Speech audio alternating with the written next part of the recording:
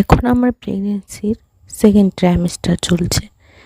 এ সময় আমি প্রতিদিন কি খাবার খাচ্ছি এটাই তোমাদের সাথে শেয়ার করব।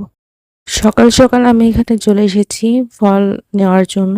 আসলে ফল খাবার আগে আমি অবশ্যই আধা ঘন্টা আগে ফলগুলো ভিজিয়ে রাখার চেষ্টা করি। তো কি ফল আজকে খাবো এটাই বেছে নেওয়া হচ্ছিল এখান থেকে।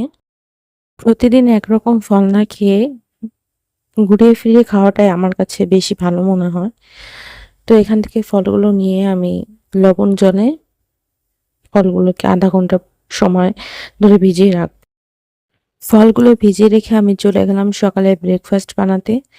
আমি চেষ্টা করি সকালে ভাত না খাওয়ার, কারণ প্রেগনেন্সি টাইমে ভাত না খাওয়াটাই বেটার।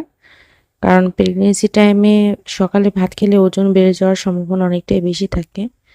সকালে ভাত না খেয়ে আমি চেষ্টা করি সবসময় রুটি, ওটস, বাদাম এগুলো খাওয়ার। তারপর স্ন্যাক্স হিসেবে খেয়েছিলাম ছোলা আর মুড়ি। তারপর এই দুপুরবেলা খেয়ে নিচ্ছিলাম খিচুড়ি, ডিম ভুনা আর ইলিশ মাছ। আমার মনে হয় দুপুরবেলা ভাত খাওয়াটাই বেটার, আর রাতে রুটি কিংবা স্যুপ এই জাতীয় খাবার খাওয়াটাই প্রেগনেন্সি টাইমে সবচাইতে ভালো।